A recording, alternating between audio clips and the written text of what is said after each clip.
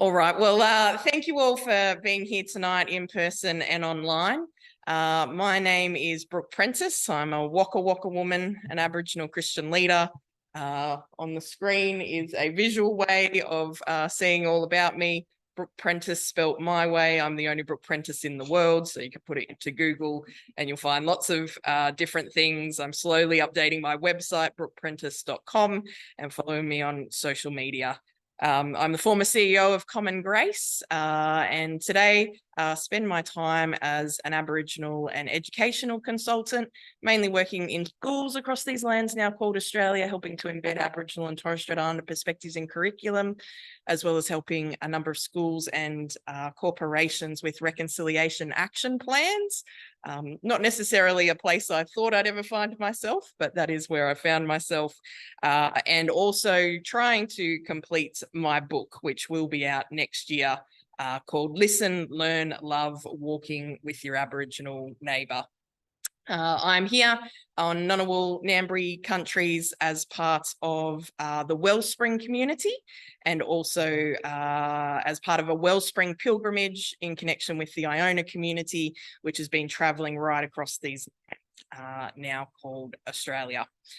So thank you so much for being here as I share this address on the state of the nation after the referendum. And I'll just double check we're all good online. Yep, great. All right. Well, I'm going to acknowledge country in a moment for us. But before I do that and before I begin this address, I just have some opening comments. And so before I begin, this is my first time in public after the referendum. In a moment, I'll deliver the first acknowledgement of country after the referendum. I don't expect everyone who is here, but looking at many friendly faces that is here in person or online, I don't expect that all of you have voted yes to the referendum, and the chances are you voted no. This address goes beyond yes or no. Tonight, what I plan to do is to share for about 45 minutes this address of the state of the nation after the referendum, and then we'll have some time for question. And I don't ever say I give answers, I give responses. That did work for me before the referendum. We'll see if I change my mind after the referendum. So please be thinking of your questions and let's share after the address as well. Before the referendum, I did not disclose how I was going to vote or how I voted. I held a position of education and of sharing the diversity of Aboriginal opinion. I did not and do not belong to any campaign or political party. I acknowledge that there is a statement from Indigenous Australians who supported the Voice Referendum calling for a week of silence this week. I respect and understand those Aboriginal and Torres Strait Islander peoples who are choosing silence this week, but it is not all Aboriginal and Torres Strait Islander peoples, and many feel the need to yarn and to talk this week. And so I'm obviously not observing the week of silence, and I encourage everyone to take your advice and seek the advice of the Aboriginal people you are actually in relationship with for how you can respond this week. And be prepared for very diverse responses. In the last 12 months, I also called on all peoples in our nation to listen with love and compassion, even to those you disagreed with. So if I say something you don't agree with, please stay. Please listen with love and compassion. We have to start with conversation, or as we say, having a yarn. Perhaps tonight I won't share all the right language that you expect. And so please forgive me as I forgive you. I also, in the lead up to the referendum, as I have always done in my ministry over the last 11 years, have called people to love their Aboriginal neighbour as themselves. And I again call people to love your neighbour as yourself. And those two statements are not to say you aren't doing those things, but we can all do better. I also bring a cultural warning if there are any Aboriginal and Torres Strait Islander peoples here in the room or online that are the presentation tonight does contain quotes, names, and potentially images of Aboriginal and Torres Strait Islander peoples who have died. I also say up front, thank you to ANU and ANU chaplaincy, to the Wellspring community, specifically Robbie Tulip and Marjorie Houston, and the Iona community for hosting me tonight. And thank you to all of you. Those of you here in person, online, thank you for turning up. So let me acknowledge country for us together. Go to the next slide.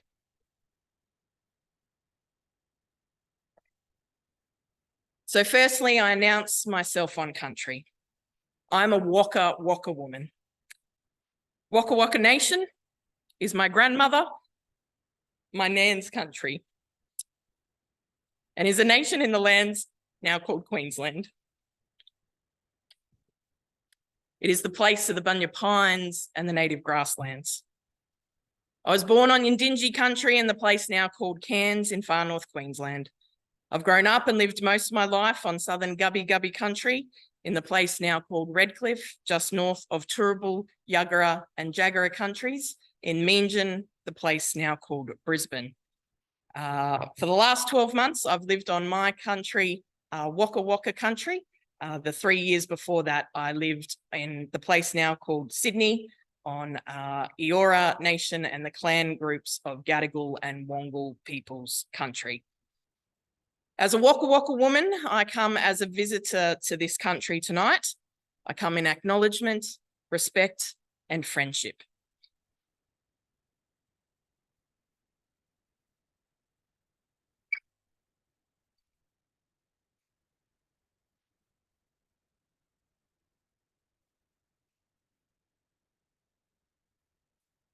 Together, we acknowledge the traditional custodians of this country, the Ngunnawal and Ngambri peoples, and Wiradjuri peoples as well.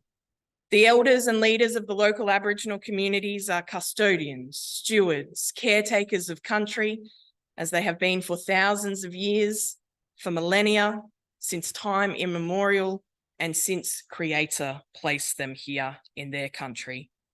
These clapsticks made with wood from my country, from Wakka Wakka country, remind us that beneath the carpets and the tiles and the concrete and the bitumen, this land holds many stories.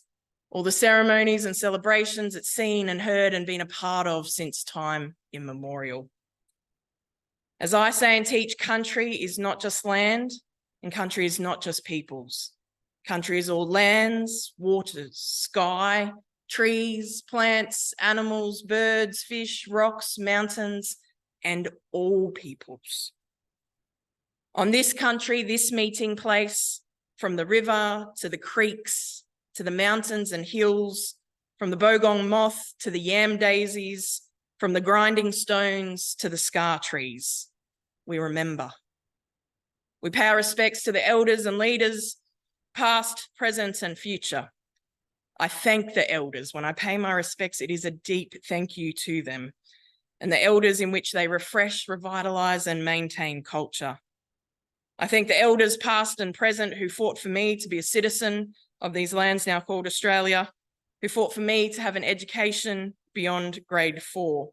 And I thank the elders past and present and remember my role into the future to continue the fight for equality, justice, reconciliation, and above all, for love. I promise to respect country, to walk softly and gently on these ancient lands, and I call you to do the same. As we remember the words of many Aboriginal elders from our over 300 nations who say, care for country and country will care for you. If there are any Aboriginal peoples here tonight, I pay my respects to your country, to your elders and to your family, and any Torres Strait Islander peoples, I bring my relationship and respect. As Aboriginal peoples, we have a strong spirit of survival, thousands of years of stories and culture. We are a gift to Australia. Through this acknowledgement of country, we embrace this gift. However, sadly, we are a gift still waiting to be embraced by all Australians. May this acknowledgement of country inspire you to take our hand, the Aboriginal hand of friendship, and may we build together an Australia that I dream of, one built on truth and justice and love and hope. And I declare that sovereignty has never been ceded.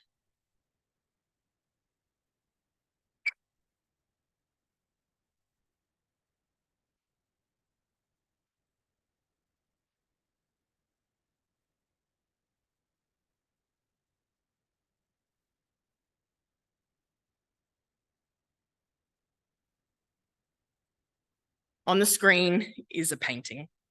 We go to the next screen.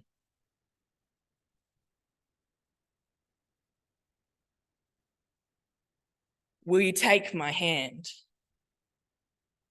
Will you listen to my songs? Will you walk with me? Will you help me find truth? Will you help me seek justice? Will you please, please, please take my hand? So as the story that goes with this painting on the screen, the painting titled Will You? It is by Wakka Wakka artist Jasmine Roberts Prentis, my sister. Jasmine painted this in 2016. The painting came to my sister in a dream and she was told to paint it for me. She had never actually, it might sound weird, but never heard me speak publicly before and did not know about my message of reconciliation as friendship. In the background with all the dot work are our song lines, how we as Aboriginal peoples carry our dreaming through song and dance along the ancient pathways, mapped and taught to us by the Creator and passed on from generation to generation to generation. The black is a mighty boab tree, and then in the middle are two hands. I've shared this painting many times since 2016, but it usually comes at the end of my talks. Tonight, as we come together, as we reflect on the state of the nation after the referendum, in the midst of 5 days of mixed emotions, this is for me, the midst of 5 days of mixed emotions, 18 months of mixed emotions, 6.5 years of mixed emotions, 11 years of mixed emotions, and perhaps a lifetime of mixed emotions, I needed to share it first. In this painting are my heart, my message, my prayer, my song. The two hands are me and you. It is Aboriginal and Torres Strait Islander peoples and non-Indigenous peoples of all cultures. And tonight, after the referendum, I articulate the confirmation that this painting is a lived reality in the present, but it's also a vision for the future. And so here we are living in these lands now called Australia after the referendum, which asked the Australian peoples, including Aboriginal and Torres Strait Islander peoples, it asked this question: a proposed law to alter the Constitution to recognise the First Peoples of Australia by establishing an Aboriginal and Torres Strait Islander voice. Do you approve this proposed alteration? As at today, Thursday the 19th of October, 2023 at 4:03 p.m, the answer to that question is 39.23% yes and 60.77% no. 0 out of 6 states have a majority of yes votes. And whilst not counted in the double majority, the Australian Capital Territory answered that question with 60.3% yes. Aboriginal and Torres Strait Islander peoples based on not just remote, but regional and remote communities and their actual polling booths. The results are in a range of 58% yes, being Cherbourg in Queensland in the electorate of Wide Bay, Wakka Wakka country, to 92% yes, being Wadeye in the electorate of Lingiari in the Northern Territory, and with our national average of those remote and regional polling booths, an average of 63% yes. This is the lived reality. And so with the referendum question and the calls of the Uluru Statement from the Heart, voice, treaty, truth, and the invitation to walk with us in a movement of the Australian people for a better future, This painting by Jasmine Roberts Prentis, and the first question I asked, will you, hanging in the air. It stands alongside this next picture, this cartoon by Matt Golding.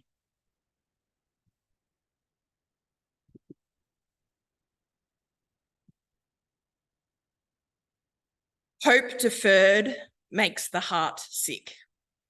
Proverbs 13:12. I've been asking many questions this week about Australia. I've been processing many thoughts. I've been thinking about division, and I'm not sure we're divided.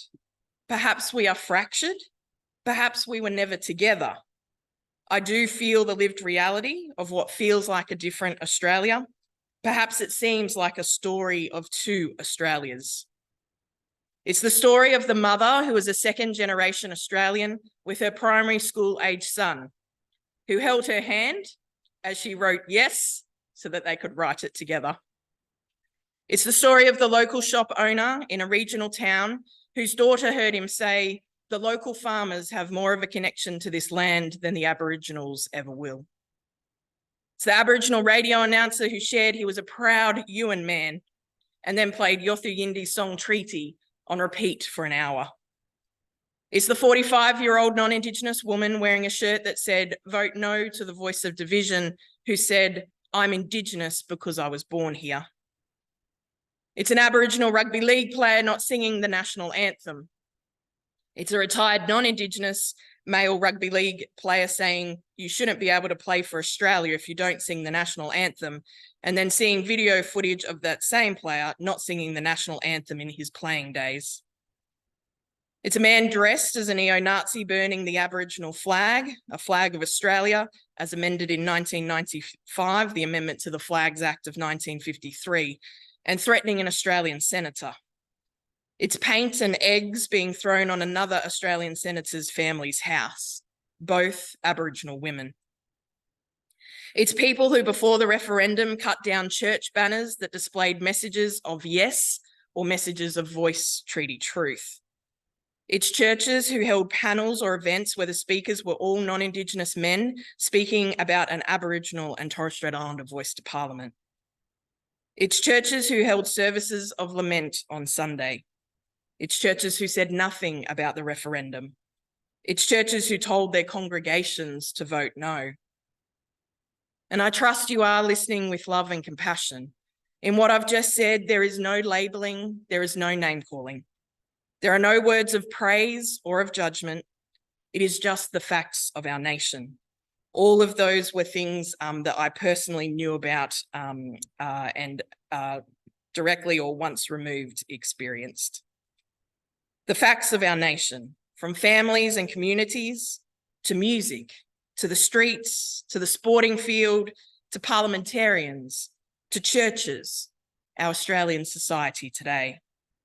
And it does feel like I'm living in two worlds.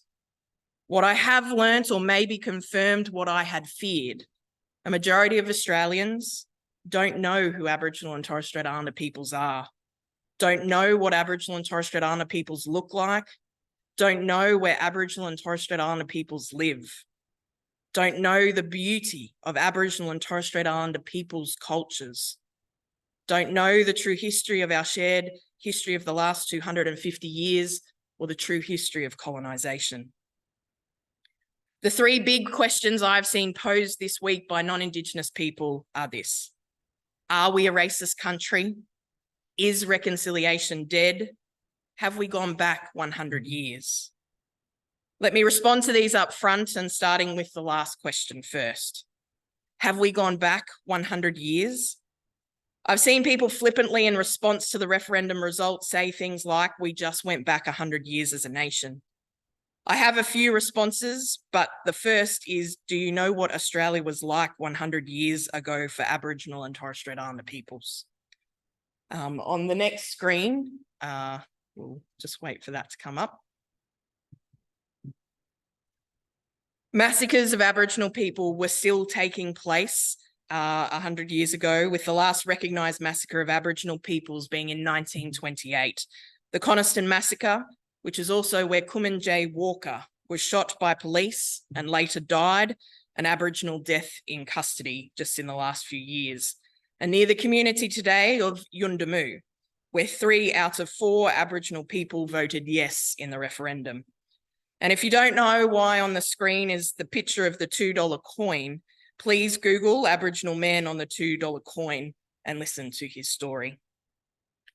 Is reconciliation dead? My response is no. Is conciliation a better word? Probably, perhaps. I've said over the last 11 years as an Aboriginal Christian leader that sometimes I like the word reconciliation, other times I hate it, but it isn't dead. And there's a photo coming up next. It's something I dedicated my life to at the age of 17 years old in 1997. My life isn't over. As a 17-year-old, I thought we would achieve reconciliation as a nation by the year 2000. I had the sticker, the ruler, the tote bag before tote bags were even a thing. And by the year 2000, it would mean that we would have a treaty, there would be true equality, and there would be an end to the peculiar and particular racism that Aboriginal people face. I and many other Aboriginal Christian leaders have long said conciliation is probably a better word, as reconciliation has suggested the restoration of broken relationship. But have we ever had relationship to begin with? The referendum perhaps sheds new light on a response to that question. Are we a racist country? I experience racism every week of my life, sometimes multiple times a week. I would never call someone racist, mainly because I would fear for my safety, my property, and my life. But I do call out racism. If we go back to the next slide, Robbie.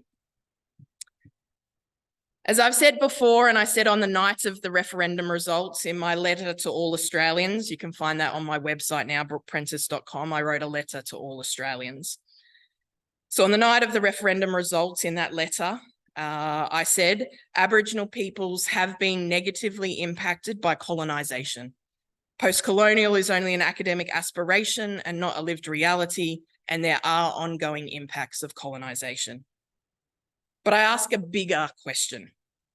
Where is the Australian dream after the referendum? I wonder if you remember the words and the events that led to these words. In the winter of 2015, Australia turned to face itself. It was Adam Goodes being booed on the AFL field. Stan Grant, Wiradjuri man, gave a speech, the Australian dream. And I share part of that speech again tonight. And whilst referring to what happened to Adam Goodes, these words shared in light of the referendum bring a whole new meaning. Thousands of voices rose to hound an Indigenous man, a man who was told he wasn't Australian, and they hounded that man into submission. I can't speak for what lay in the hearts of the people who booed Adam Goodes, but I can tell you what we heard when we heard those boos. We heard a sound that was very familiar to us. We heard a howl. We heard a howl of humiliation that echoes across 2 centuries of dispossession, injustice, suffering, and survival. We heard the howl of the Australian dream, and it said to us again, you are not welcome. The Australian dream. Those are the words of Stan Grant. The Australian dream. What is it? Is it possible? When does it become a reality? The Australian dream. The most incarcerated people on the planet, the lack of closing the gap, Aboriginal deaths in custody, suicides, the new stolen generation, poverty, the torment of our powerlessness. The Australian dream. Massacres, genocide, stolen land, stolen wages, stolen generations. The Australian dream. Rejection, numbness, sadness. The Australian dream. I've written about dreams, I've spoken about dreams, I've dreamed dreams. I've listened to others' dreams, Dr. Martin Luther King Jr., Gandhi, Nelson Mandela, even John Lennon. I've shared their dreams, and I want to keep dreaming. But after 15 years of failing to close the gap, or is that 250 years of failing to close the gap? Closing the gap is the nightmare of the lived reality of my people, of my family. dying too young and too often. I want to keep dreaming, but my children face the reality that at the age of 10 years old, they can be locked up in a prison, and that our children are more likely to be arrested by the police and more likely to be sent to jail than a non-Indigenous child. I want to keep dreaming. But we waited 7 years for Wayne Fella Morrison's Aboriginal death in custody coronial inquest to be concluded. 7 years. And the reality of more Aboriginal peoples dying in custody in that time, and with over 30-year-old recommendations that remain unimplemented. I want to keep dreaming. But we have churches charging us, including this week, and sometimes charging us in excess of $1,000 to use their church building for an Aboriginal funeral. I want to keep dreaming. But Aboriginal ministries and Aboriginal Christian leaders have been and continue to be defunded, underfunded, and unfunded. I want to keep dreaming. But I'm struggled to handle people saying you don't look Aboriginal. If you don't know why my skin colour is the colour it is, you don't know the true history of this country, and you don't know our story of survival. I want to keep dreaming, but I can't seem to break through people that believe the lies and mistruths that we get $40 billion from the government, that we get free car, free house, free education, and that we get extra benefits from the government. And I want to keep dreaming.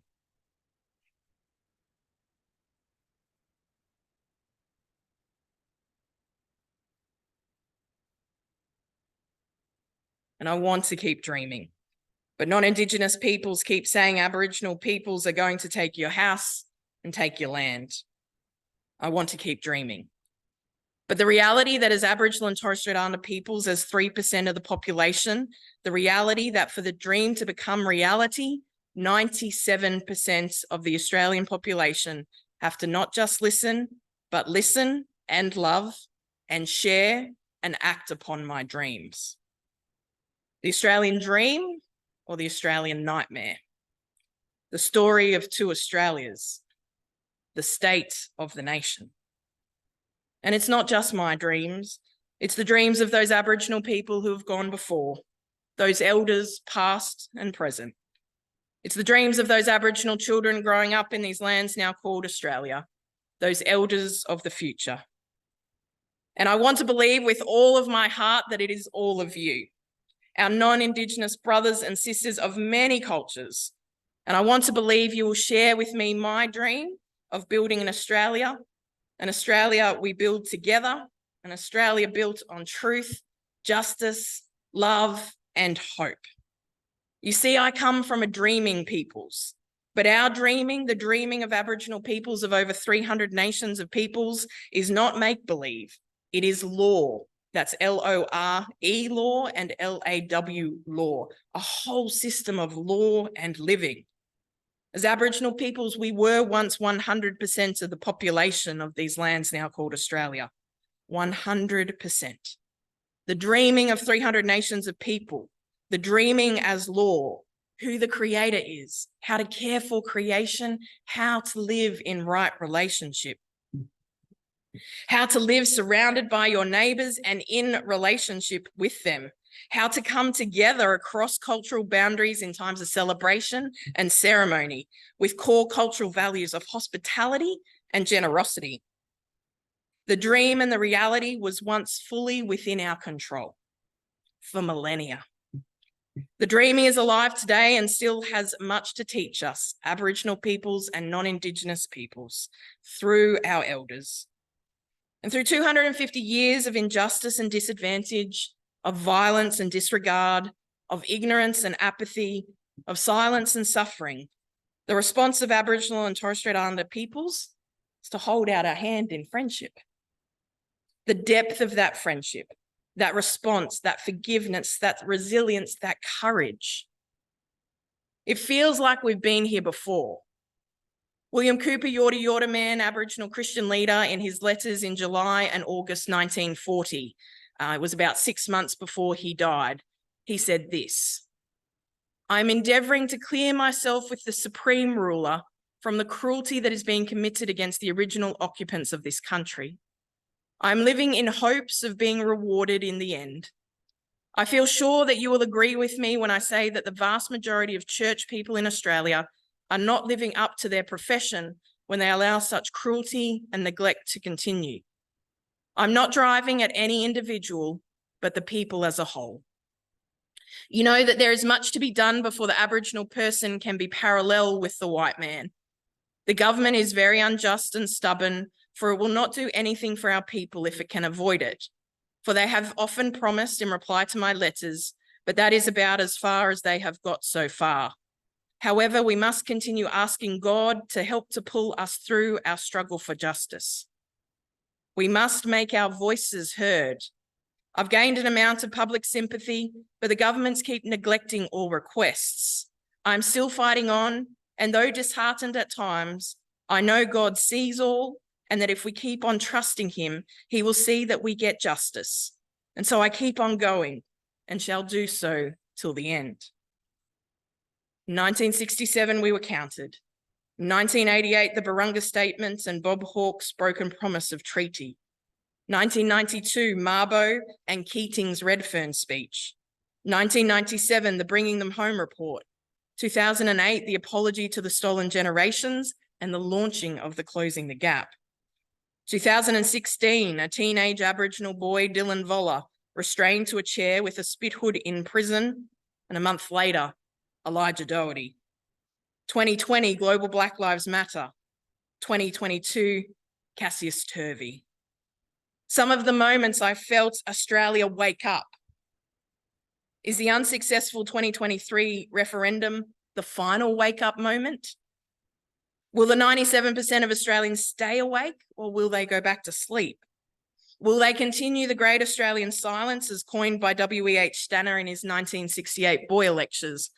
Or will they continue to practice what W.E.H. Stanner described in 1968 as Australia's cult of forgetfulness practiced on a national scale? But we actually have never been here before. We have turned a new page. It wasn't the page 39.23% of people were expecting. Aboriginal and Torres Strait Islander peoples have never been recognised in Australia's constitution, and after the referendum, that has been denied. We can no longer say we weren't there, we didn't do it. For all Australians who are alive today, the defeated referendum is now part of all our stories. And it will be up to all of us and each of us where we go to from here. I'm one Aboriginal person and I have my own feelings, but I also know how my family are feeling, how my community is feeling, how some of my elders are feeling, how some senior Aboriginal Christian leaders are feeling, how some younger Aboriginal Christian leaders are feeling, how some Aboriginal and Torres Strait Islander peoples are feeling. And whether our people, Aboriginal and Torres Strait Islander people, voted yes or voted no along Black sovereign lines or the progressive no, there is a deep sadness. I've actually described it as a sadness I have never known.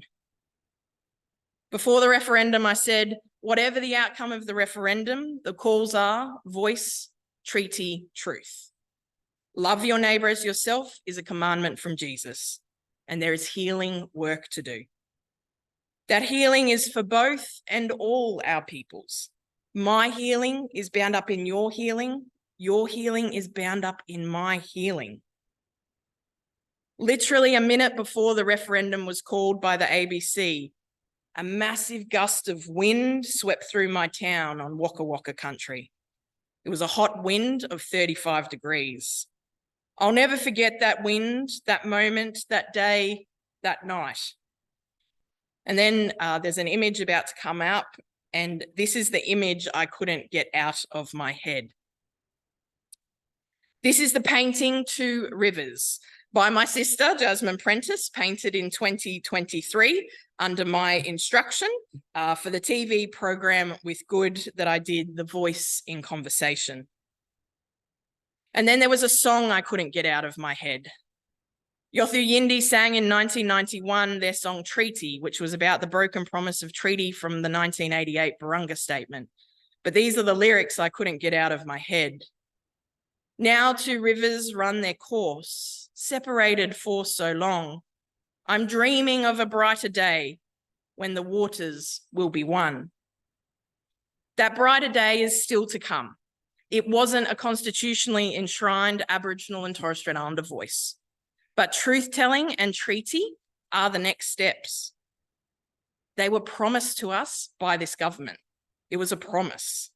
And in my letter to all Australians that I wrote on the night of the referendum, I called on all Christians, church denominations, Christian organisations, heads of churches, and the Christian media in Australia to join me in a Truth, Justice and Conciliation Commission, just as I did with Auntie Jean Phillips, Senior Aboriginal Christian leader, on the 26th of January 2019. We have a model for truth-telling commission to share with Australia, and we will need you to turn up. I will need your help to make it possible. It's not time to pack up the Uluru Statement from the heart, but we now have laid bare where Aboriginal and Torres Strait Islander voices are in these lands now called Australia. We now have a result of where we are as a nation, and it's now more important than ever for non-Indigenous peoples to stand with us and use your voices to amplify ours. It might seem like a story of two Australias, but this is our Australia. The thing about rivers is that they have to run their course. The waters will be one. Proverbs 13:12, hope deferred makes the heart sick, but a longing fulfilled is a tree of life. And the trees love growing by the river. For those who are Australian Christians, followers of Jesus in these lands now called Australia, we are the hands and feet of Jesus. We are the light and life of Jesus. The love of Jesus is all-inclusive and non-discriminating. Love is justice. Love is action. Love brings healing. An Australia built on truth, justice, love, and hope. And those four words are in a particular order. I chose them very specifically in that order. Truth, justice, love, and hope. It's not just a dream, it's a prayer and an action. It's an Australia I need. I think really it's an Australia we all need. It's a dream, prayer, and actions that will be needed long after this referendum. Revelation 22, then the angel showed me the river of the water of life, as clear as crystal. On each side of the river stood the tree of life, and the leaves of the tree are for the healing of the nations.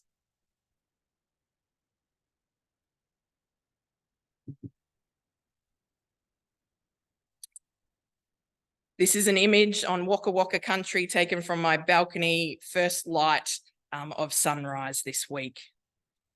And as I walk along the river at sunrise at first light, under the shade of giant river red gums, with the smell of eucalyptus healing my mind, body, and soul, listening with my heart to the great unsettler, Jesus. I'm reminded of Udru Noonuckal's poem she wrote in 1960, Son of Mine.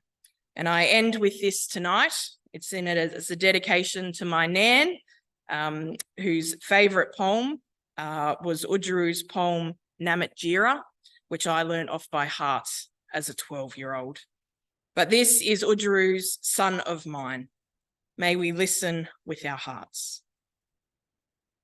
My son, your troubled eyes search mine, puzzled and hurt by colour line, your black skin soft as velvet shine. What can I tell you, son of mine? I could tell you of heartbreak, hatred blind. I could tell you of crimes that shame mankind, of brutal wrongs and deeds malign, of rape and murder, son of mine. But I'll tell instead of brave and fine, when lives of black and white entwine, and men in brotherhood combine. This would I tell you, son of mine. Thank you.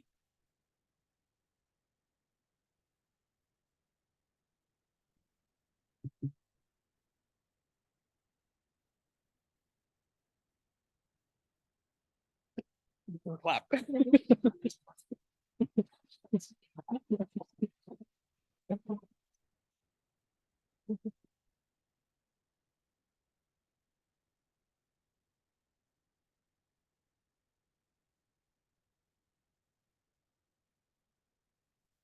Yeah, so very happy to take any questions. I think maybe as we finish there and before we go to questions, maybe we just take a minute of silence as we reflect on your own thoughts and feelings of this week, of the past, present, future, of where we are as a nation, that hand of friendship that is extended and will always be extended. And as we allow these words out into the universe. So let's pause for a minute's silence.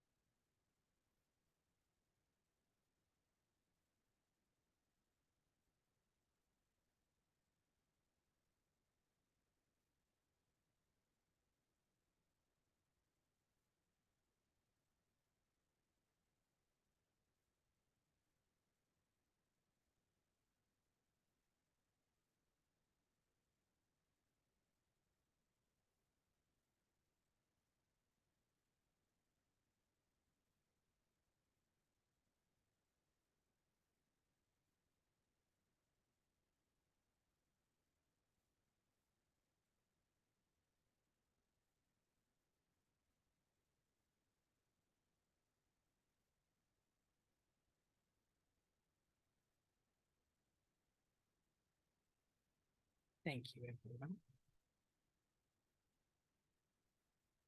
So we'll take some questions.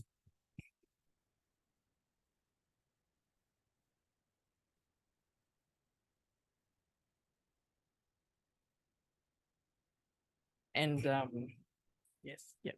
Lydia Thorpe wants the referendum decision. And maybe if you could just share your name if you're... Oh, my name's Kate. Yep. Okay. Hi, Kate. So Lydia Thorpe, when the results of the referendum were announced, made a comment that she would be pushing now for recognition of the United Nations Declaration of Indigenous Rights. I understand that Canada is further along the path. I think initially they may have actually rejected that as at a national level, but then there was movement made at a local level, statewide level, and so there's been a lot of progress since then. I think it's subsequently been accepted as nationally as accepted the United Nations Declaration of Human Rights. What do you see as the role of something like that sort of movement here in Australia? Thank you, Kate. I'm part of a global network of Indigenous theologians and spent some time in Canada as we were signing petitions and declarations in the last few years.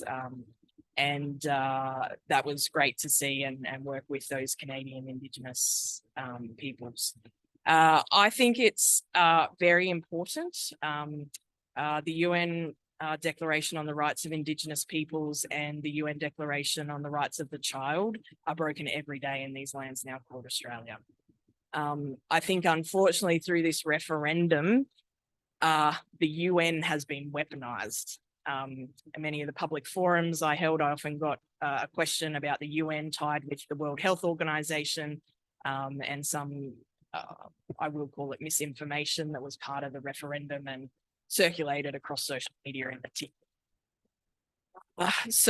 And interestingly, over the history of Australia, and particularly over the last 10 years and previous governments, UN things have been rejected. I mean, we just go back to the UN Declaration of the Rights of Indigenous Peoples, and there were 4 nations who failed to sign it in the beginning.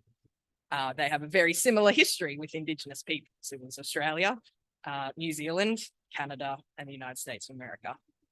I think, has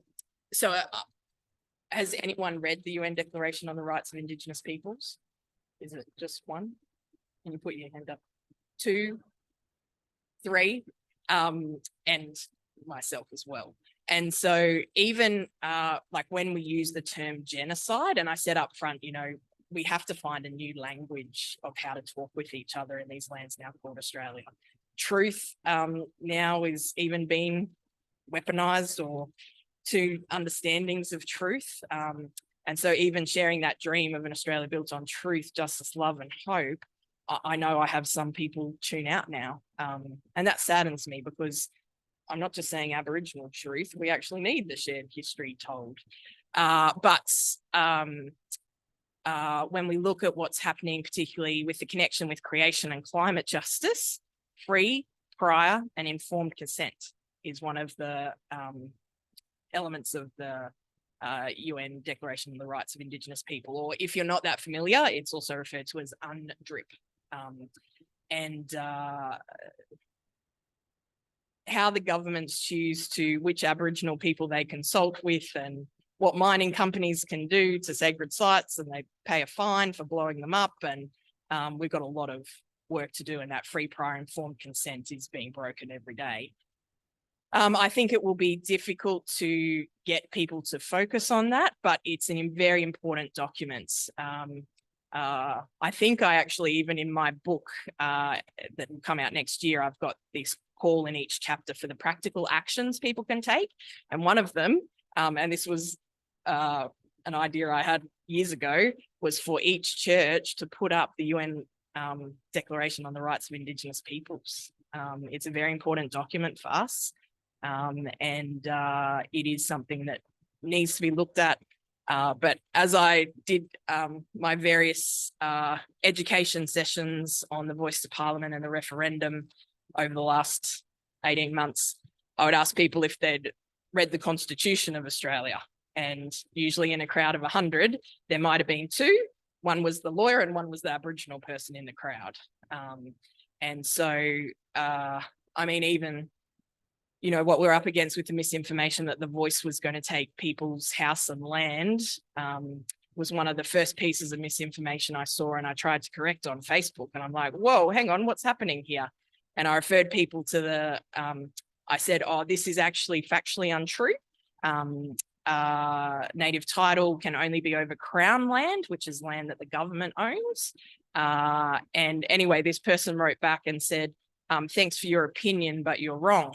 And so I said, no, this isn't my opinion. This is the Native Title Act of 1993. And so I'm still processing all of this and where we are as a nation, but I think the Constitution, UN Rights Declaration on the Rights of Indigenous Peoples, are documents that I hope every Australian would read, and the Uluru Statement from the Heart. I did a corporate session in the week leading up to the referendum, 20 employees at this corporation, only 4 had read the Uluru Statement from the Heart.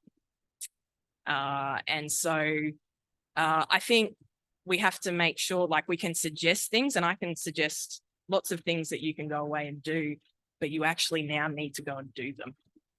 I can't make you do that, but please do pay attention to that call from Senator Thorpe. It's an important one and does mean something to Aboriginal and Torres Strait Islander people.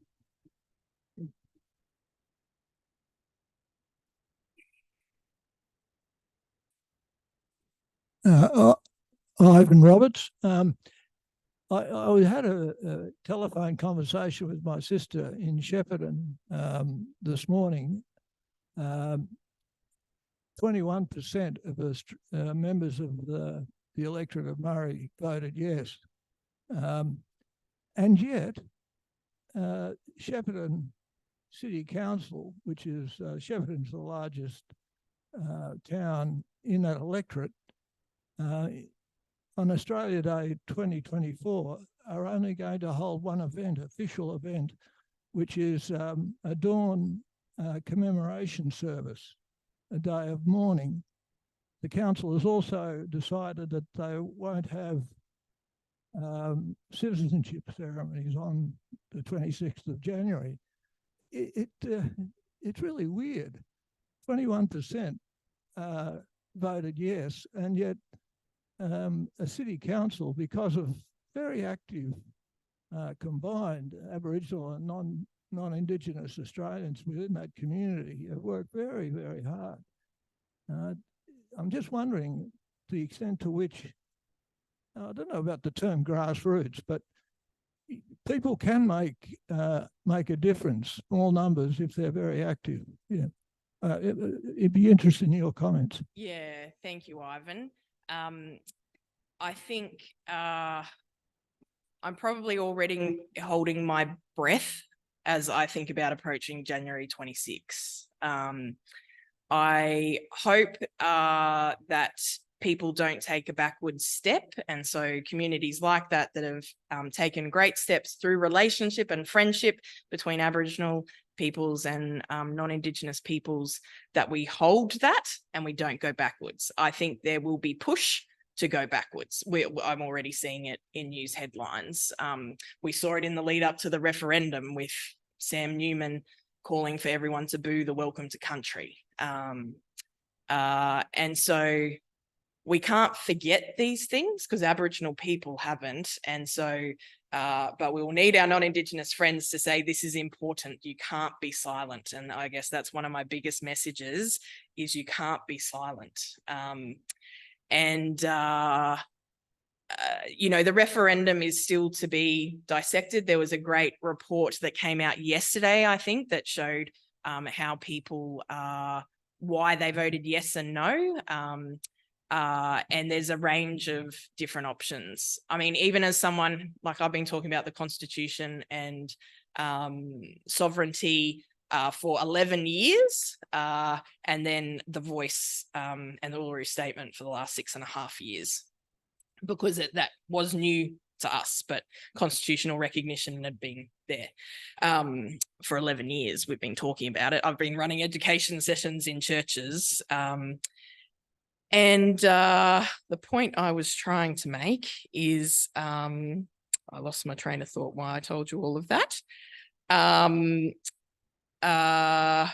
What I overlooked, like I knew, but to actually sit with, and I'm a huge, this is a bit of a tangent, I'm a huge Brisbane Broncos fan and a huge Brisbane Lions fan.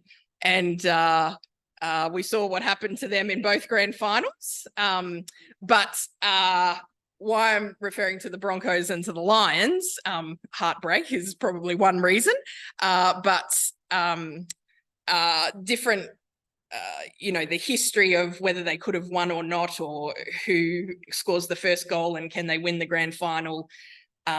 What I didn't realise with the referendum, I mean, I knew, but it wasn't until referendum night that no referendum has passed without bipartisan support. The words have even come out of my mouth, but I didn't stop long enough to fully understand that impact. I probably underestimated where we were as a nation. And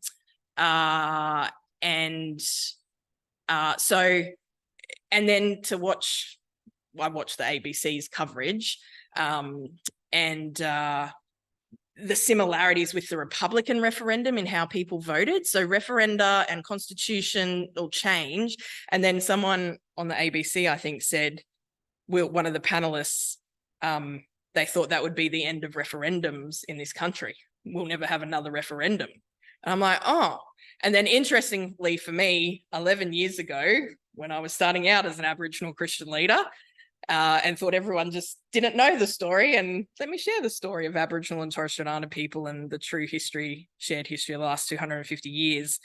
I wrote an article that said we needed to rewrite Australia's constitution. That's how we would actually come together. It needs a full rewrite.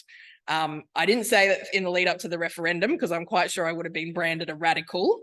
But in South Africa, like I've studied constitutions around the world. In South Africa, after the Truth and Reconciliation Commission, they rewrote their constitution.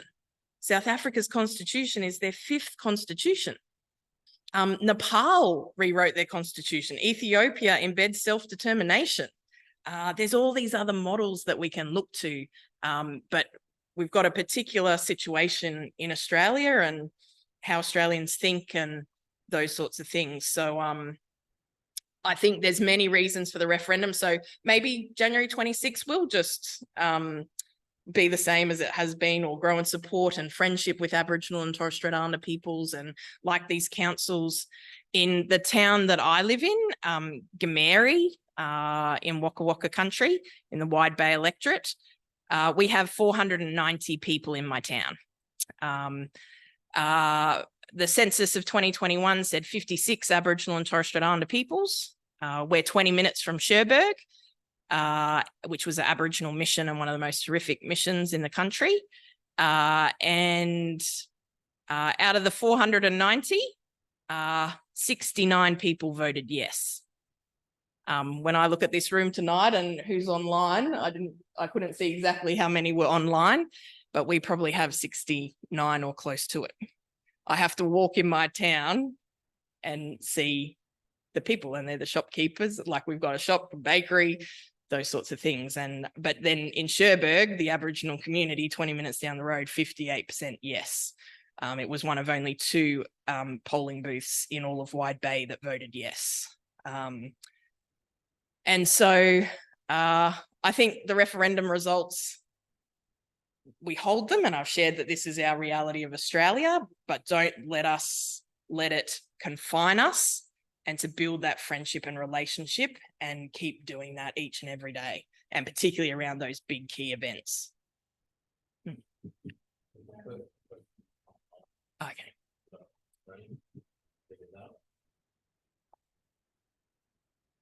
Hi, Brooke. What is your hope for your book and its reader?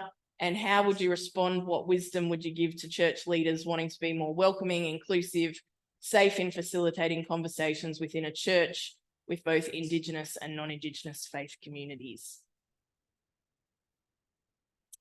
The hope for the book is that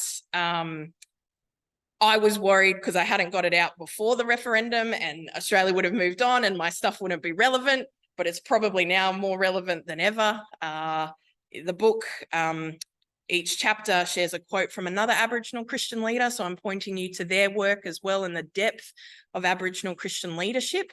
It shares a Bible verse. It shares like the introduction and background of the chapter. It then shares my personal story as an Aboriginal Christian leader.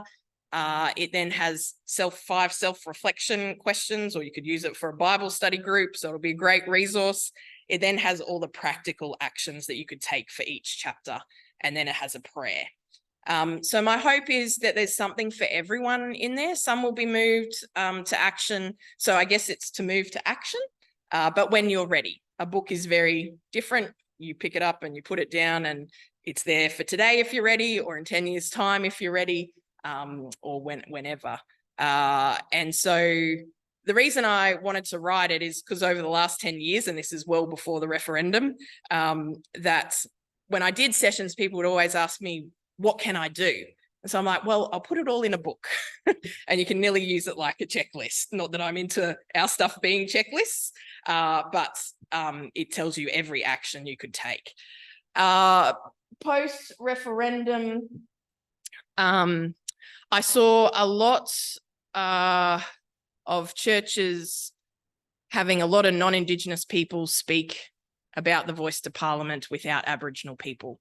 I had to fight hard for diverse panels. I was kicked off panels because I said I'm not your yes person, because I'd taken this position as an education position. They said they had a balanced panel. It was 4 no people and me. They were all 4 men and me. And I suggested senior Aboriginal Christian leaders that they needed to have on that panel. They refused to do it. They ran it without me and just the 4 male voices. One was Aboriginal, but it was a no voice. So we've got a lot of work in how to make churches culturally safe places. We've always known that. A lot of Aboriginal Christian leaders found it hard to go to church on Sunday because we no longer, it's either going to be right in our face if people don't want to be friends with us, or we won't know. And it's a bit scary. And so, but the churches, and I did a lecture back in 2018, the annual Tinsley lecture. It's called Reclaiming Community. And I encourage you all to go and have a read of that. The churches, individual congregations, and the denominations and the theological colleges have got to let us in.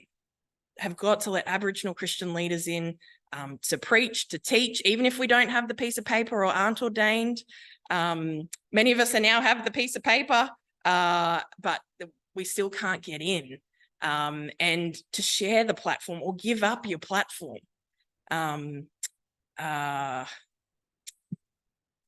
Yes, and there are many churches doing well. I recognise Belinda Groves here from Canberra Baptist, who's having me on Sunday. And there's a few other churches who have me, but NAIDOC week this year, I had one invitation from any church in the country. And so talk to us, reach out to us. You know, even the Christian media this week, you know, I've been on the Christian radio programs. The only Christian media that contacted me to get my thoughts on post-referendum was Christianity Today in the US. There was one other, which was the Melbourne Anglican, but I had no contact with them pre-referendum. And so we're here, we want to be friends, help to give us the platforms. And I thank those that have, but we've got to go a long, long way.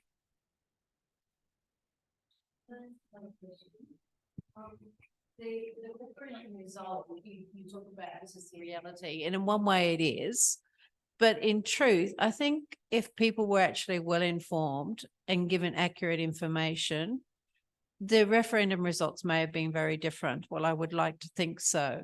So in addressing the problems that we've currently got in Australia with vast inequality between Aboriginal and Torres Strait Islander people and the rest of the population, how can we progress forward to actually make sure that there is honest, truthful dialogue? Now, I know that you talk about truth, and I think that's absolutely critical.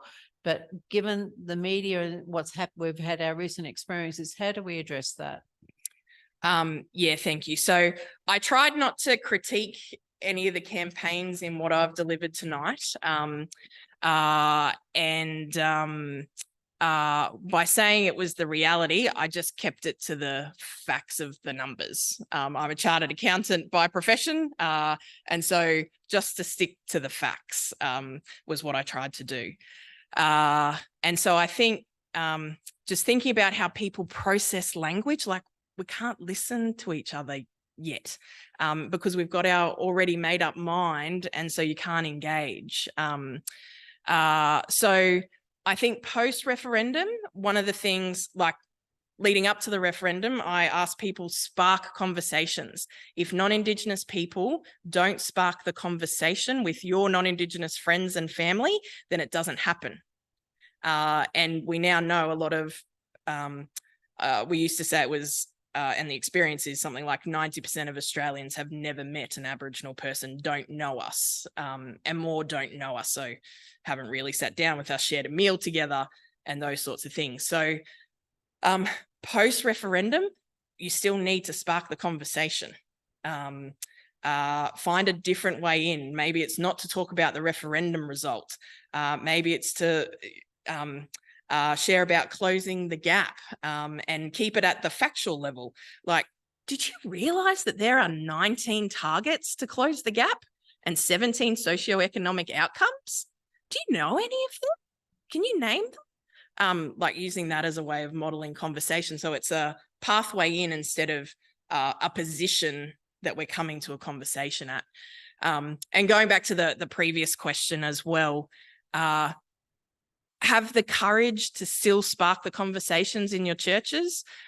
For 11 years as an Aboriginal Christian leader, I called on churches start an Aboriginal prayer group. And it might just be the one person, but if you turn up to pray every month, maybe it's a monthly prayer group, and to pray to close the gap and about being the most incarcerated people on the planet, and then to think about ways to take action. Maybe that's through doing some truth telling.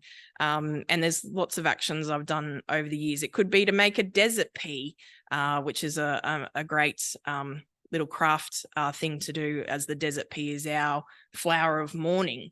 But, you know, if you're the only person that turns up to that Aboriginal prayer meeting every month, that's okay. but be persistent and faithful.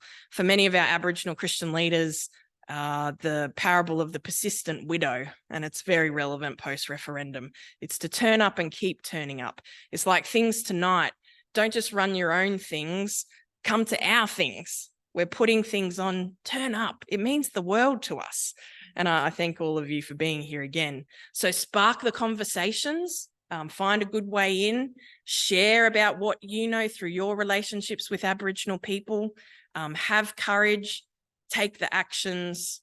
And yeah, I did have another slide for just about the learning that needs to take place as well. Learning is an action, but there's 3 key resources I've recommended for, I think, the last 6 years.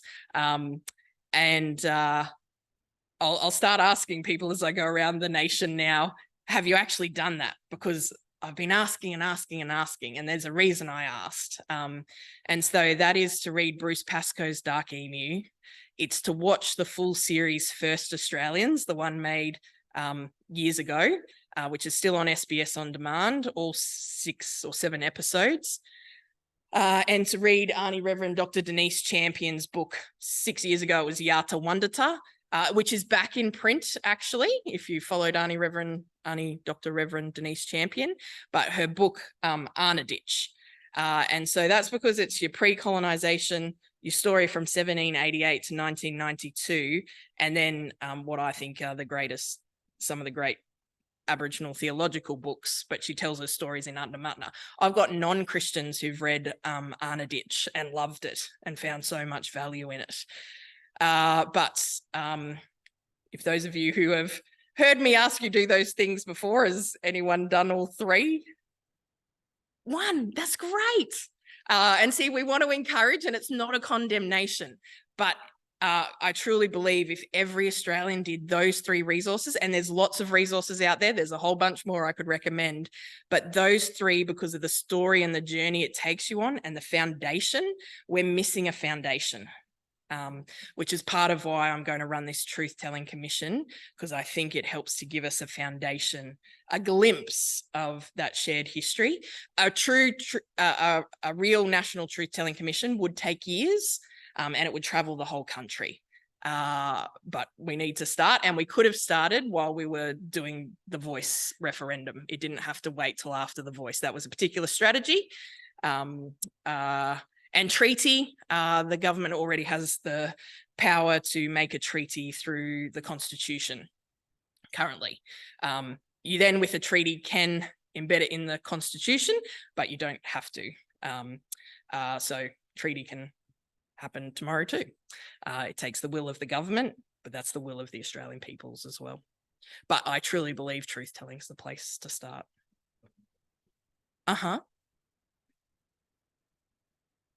How do we bring everyone with us? Before the apology to stolen generations, I feel like we had much more community engagement, reconciliation groups, having stalls at markets, reconciliation study circles.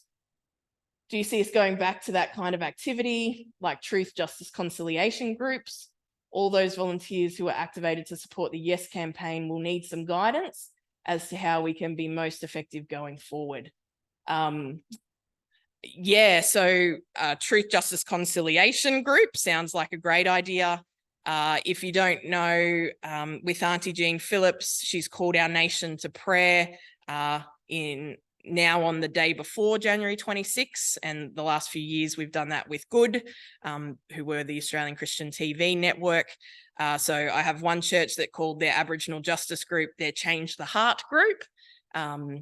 I hope that term Change the Heart doesn't become weaponized, because, you know, I shared about Jesus as the great unsettler. That's a term I did develop, and it's in one of my theological papers. And I call Jesus the great unsettler. It's a play on, obviously, settler, but Jesus, not because I'm Aboriginal, not because I care about justice, or but because I'm a Christian, Jesus unsettles me in heart, mind, and spirit each and every day. And that's how I know I'm walking the good path. And so we need to just keep going. And I hope you use Aboriginal peoples as your inspiration to keep going. We haven't given up. I hope that you heard that through what I shared tonight. Many of us are already out there bringing our community together to find that healing, spaces to talk, actions being taken. But if it's government change that needs to happen, we need you to write letters to your local members. The reality of where Aboriginal and Torres Strait Islander voices are. You know, I've lived that. You can't get through to MPs to book a meeting. And I know so many Christians are going and meeting with MPs. Take an Aboriginal person with you every time. If you can't find one, then where are we at? Should you have your meeting? I mean, that's a bit of a radical call, and mainly probably directed at the heads of churches, and take us along with you. Actually model churches modeling to be in relationship with Aboriginal Christian leaders in particular. Reconciliation groups, you heard me say tonight, reconciliation is not dead. Please keep it going. Yes, I used a term like conciliation, but reconciliation, it comes from one of the greatest injustices of Aboriginal and Torres Strait Islander people. And before the Uluru Statement from the Heart, I talked to about 10 Aboriginal Christian leaders, senior ones in Brisbane. And I asked them, as a younger Aboriginal Christian leader, what's the thing that brings our people together? That unites us, actually, were my words. And they said, Aboriginal deaths in custody. But recommendation 339 of the Royal Commission into Aboriginal deaths in custody was to initiate a process of reconciliation. That's where reconciliation comes from, is one of the greatest injustices which continues today, Aboriginal deaths in custody. So reconciliation groups are important. I think if we ditch reconciliation and try to come up with a new term, new way, we're just starting again. And, you know, I've often said Australia takes so many first steps. Even the apology to the stolen generations was a first step. I said we take first step, first step, first step. But when do we take our second step and our third step and our fourth step and actually start to run together? And I guess that's that brighter future of I'm dreaming of. But I can't do it by myself. We need to do it together. So those of you, if there are people who campaign for yes, come and find your Aboriginal people. We've probably, it might not be the Aboriginal leaders who are in the media. Find your grassroots Aboriginal leaders in community who you can become friends with, or find us online and come along on the journey. And maybe we won't be able to do it with you, but we might be able to inspire you and do something. And look at what are your own skills and giftings. Use those. You don't have to go and get a whole new skill set. On social media this week, I said, if anyone's got comms skills, you know, I'm trying to run social media myself and for 3 different things, and or administration skills. Auntie Jean Phillips, she's got some great support, but she'd love some younger people to help her get her newsletters out and these things. Write the letters to your MPs. If you supported the Yes campaign, and I said this in the lead up, the Uluru Statement from the Heart is not to be put away. Those calls and statements are still relevant. Write to your local MP that it still matters to you. Every Yes person should be doing that, and especially if you campaign for Yes.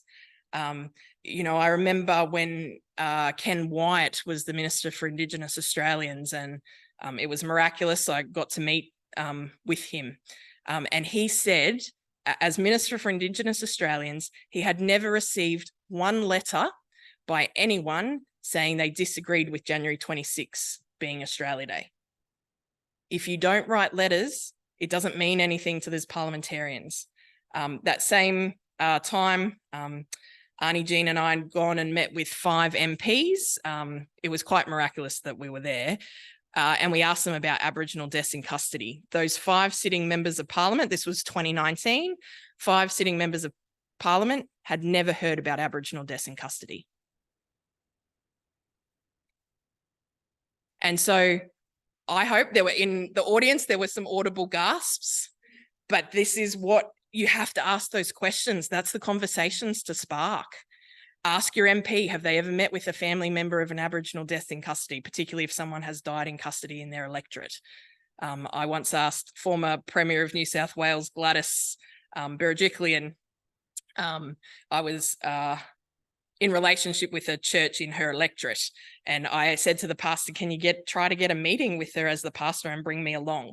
We had 15 minutes, but during her premiership, David Dungay Jr. had died in custody, and I asked her to just meet with the families of Aboriginal deaths in custody. As far as to my knowledge, she never took that up. She listened, and I was grateful that she listened, but actually come and meet with us. And that's what we need these parliamentarians to do at a federal and state level. But you've got to write the letters. And it's not for younger people. They often say to me, a letter, we're not into letter writing. It's not an email. You got to type up your letter and then send it as an actual letter in the mail, or, you know, you can send it via email, but it's got to look like an official letter with your address and so forth on it. Write the letters. You can do that. Don't worry about the language, just spit it out. Just send the letter. Because Aboriginal people, and particularly in a church context, Aboriginal Christian leaders, we're out there with our people and doing the frontline work. You can do the letter writing. Hold a letter writing group together. I'm happy to Zoom into any community or church group that might want to do a letter writing session to give you some ideas about what you could write and those sorts of things. But just speak from your heart and what you're experiencing, and write to the heads of churches. And many of these things, Auntie Jean Phillips has been saying 11 years that I've been with her, but I think she's probably been saying it for decades before then as well. And, you know, she's now in her late 80s. She's still out there doing all of this work and doing full-time ministry. And she does that all self-funded. So use her as your inspiration. And one thing that happened with Black Lives Matter is, and I know I'm going on a different tangent, but lots of people said, don't burden Aboriginal people with what action you need to take. I'm not one of those Aboriginal people. And it really came out of race relations in the United States of America. The burden is not asking me the question. It's me giving you asking it 3 times and me giving you a response and actions to take 3 times. And then the 4th time, that's the burden. Remembering our people are hospitality and generosity. Aboriginal people will be hurting after the referendum, and it might take a while to get to a similar place, and we have to allow space, but also make sure you don't do generalizations that it's all Aboriginal people doing that in a particular way. So hopefully in a very long-winded way, but that helped. Did I answer the specific questions? Oh, it was Lisa's question. I think I got there. I'd like to ask a question. So, Brooke, you spoke about the tree of life in your talk, and I'm just picking up on that as a way of asking about the role of Christianity in reconciliation. And there's such important messages within the gospel, like what you do to the least of the world, you do to me. And yet you were also alluding to how people in Wide Bay can meet people at church who will have voted no, and how they reconcile that with the gospel.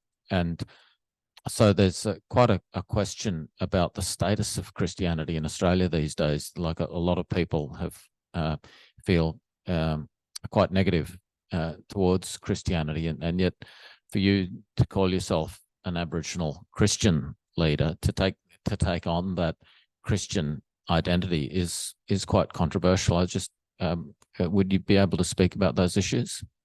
Yeah, so the 2016 census, 54% of Aboriginal and Torres Strait Islander people still identified as Christian. So that was most of us, and people don't realise that. It doesn't mean that we're in your churches, and there's reasons for that. One of those is culturally unsafe places, it's racism, it's, one of the stories I often share, I was the guest speaker at a church, my first time at the church for National Reconciliation Week. And I had my slides and gave it to the AV person. And they said, oh, so you're Aboriginal. And I said, yeah, I'm here as your guest speaker for National Reconciliation Week. I'm so happy to be here. Thanks for inviting me. And then he said, oh, you Aboriginal people, you don't have to pay tax. I said, no, we have to pay tax. And he's like, no, you don't. I'm like, no, we do. I've worked my whole working life and I've paid tax. He's like, no, you don't. And then the pastor came over, heard the conversation, smiled and walked away. And then I'm trying to be there and build friendship and relationship. And I did, I stayed. But remembering, how do you start a conversation, particularly with an Aboriginal person? It's probably, don't start with the politics or the mistruths, or start with, who are you? Or where are you from? Even be careful with that question. I was at a theological conference last year, I think it was, and it was a group of theologians I hadn't really connected with before, so they didn't really realize I was one of the keynote speakers. And 3 people came up to me and they said, oh, where are you from? And for an Aboriginal person, we're trying to work out in that moment, do you want the Australian answer of where I live, which is a short, really sharp question? Do you want the Aboriginal answer of, you know, how I started before I gave the acknowledgement of country? And if you really want that, will you be willing to spend the time for me to do the 5 minutes of explaining where I'm from? Or are you asking literally where I came from? And I think I'd been to 3 different cities. And so even though it was like 20 seconds of me pausing, these 3 incidences, they all said, oh, it's not that hard of a question, is it? And so just how do we build a relationship with one another? And that's a Christian theological conference. And, you know, but then interestingly, I was on a panel and I turned it into a learning moment and shared those stories. But then I had another 5 people come up to me and go, oh, I think that was me. And it totally wasn't them.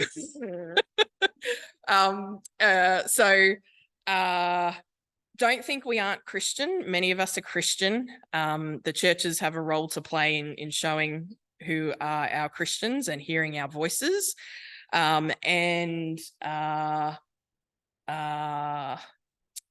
The other part of that question, it's been very hard during the referendum. Churches and Christian schools saying they wouldn't talk about the Uluru Statement from the Heart or the referendum because it was political. Merely my life as an Aboriginal person is politicised. It's probably one of the hardest things, and racism, that I have to live with. We are humans. We are fully human. And we have human emotions. We aren't a political football to be passed between each other, or something to be talked about without us. And people have analysed our lives in the media. Usually it just happens from November to January 26. We hold our breath during that time. And it's over the last 3 years has got later and later. So it's been more just January isolated to, but it used to be from November to January. But, you know, we've copped it, and what some of our leaders have had to cop, and it's been tough. So please, you know, my biggest message during the referendum was also, this is not about politics. A referendum and the Constitution is about the Australian peoples. It's not politics, and our lives as Aboriginal people, it isn't political. So some churches don't want to engage with anything Aboriginal because they see it as political, but yet there's other things that are political that they're talking about. And so to call that out when you see it, if you're a Christian and in the churches, call it out, and don't leave it up to us to be the ones to speak up, whether that's social media or in a personal conversation or in a church. And in the last response to your question, this week, I often use the parable of the Good Samaritan, and particularly the version in Matthew, because it ends with, on these 2 commandments hang all the law and the prophets. Love the Lord your God with all your heart, mind, soul and spirit, and love your neighbour as yourself. In this referendum, Christians voted yes and Christians voted no. So there isn't a Christian position. And so we bring it back to the gospel, and And how will you love your Aboriginal neighbour today and into the future? There's practical things to do. And the other image that I had this week was Jesus, and also the Good Samaritan. When I often use it, I sometimes get people to say who they identify with in the story when I use the Luke passage of the Good Samaritan. And when I say who identifies with the Levite and the priest, sometimes the ministry workers don't put up their hand. And then I call them out and they're like, oh, okay, but nearly every Christian in that audience should put up their hand. Who was Jesus talking to? And when we look at where the church is today and the Pharisees and the lawmakers, you know, I've said very clearly tonight that the love of Jesus is all inclusive and non-discriminating. Yes, the last image this week, and I've had it for many years, but particularly this week on multiple times during the day, is Australia as a table, and Jesus picking the whole thing up and throwing it in the air. And so to allow ourselves to see what is in the Bible practically applied to Australia today. And one of the best places to start is our relationship between Aboriginal people and non-Indigenous peoples. Oh, yep. Why do Australians seem to have such a phobia to examining racism? We never seem to get past whether or not something or someone is racist and actually examine how, what, why about racism. We don't know how to talk about racism in this country. I thought when George Floyd, African-American man, died and we had the global Black Lives Matter, I thought that was our moment and that we were getting racism and we were going to start to talk about it. I'm reminded of Uncle Jack Charles, who's passed away now, his great quote, and I referred to it tonight sort of. He said, Aboriginal people suffer a peculiar type of racism. And if you don't know that, I don't know why you don't know that. I think one of the reasons, and we've seen it, and this isn't that all no voters were racist, but people don't know who we are. And because there is a majority of Australians who think about Aboriginal people in a particular way, they can't see the racism.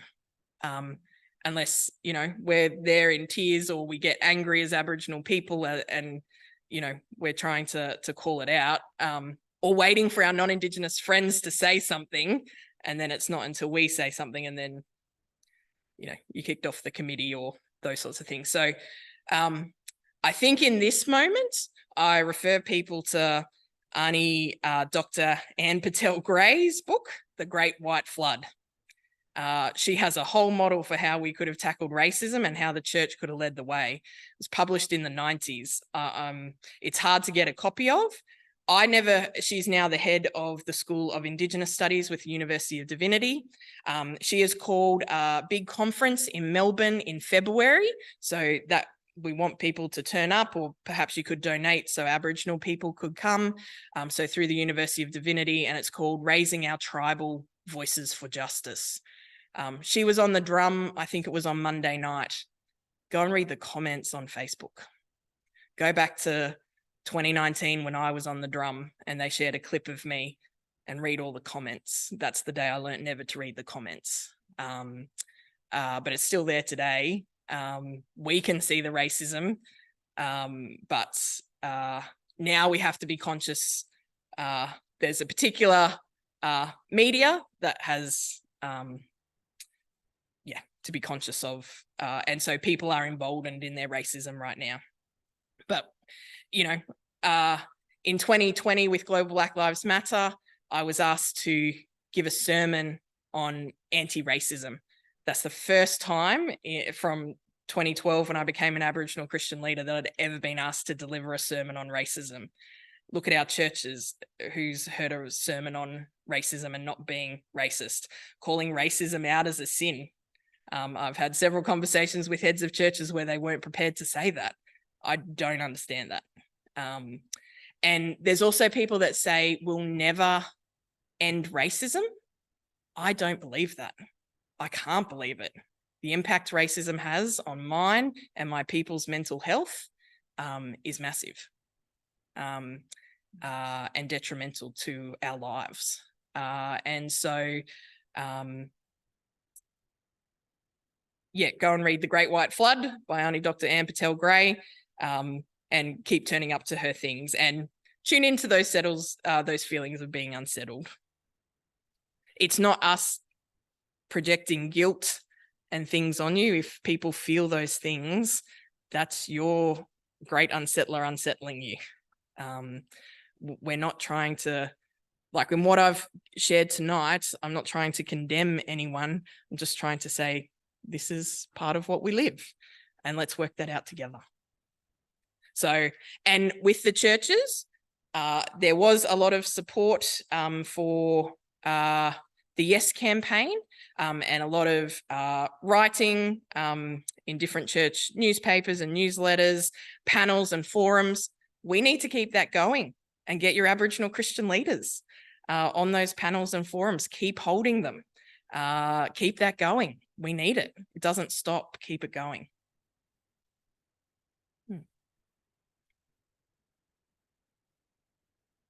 So that is probably, is there any last burning question? Excellent. Well, I might find a blessing to leave us with.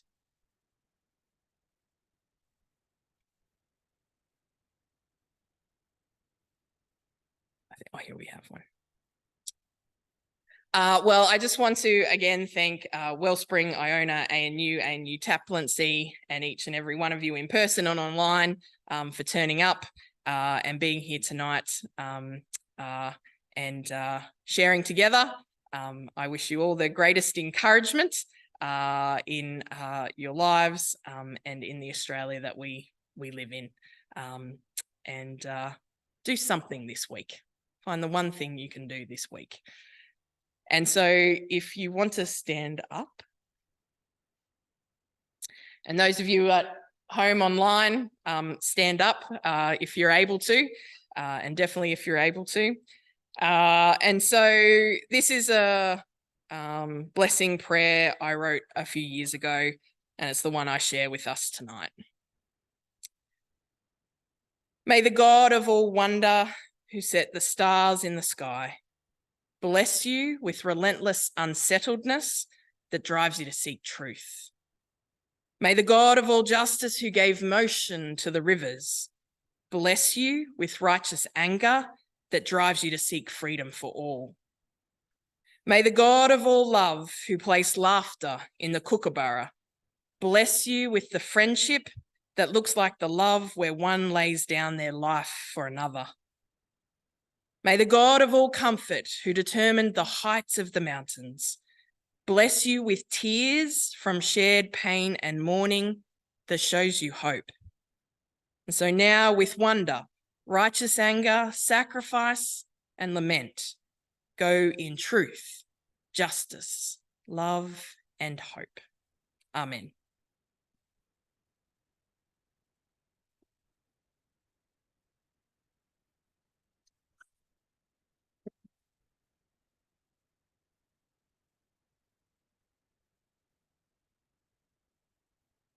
Thanks, everyone.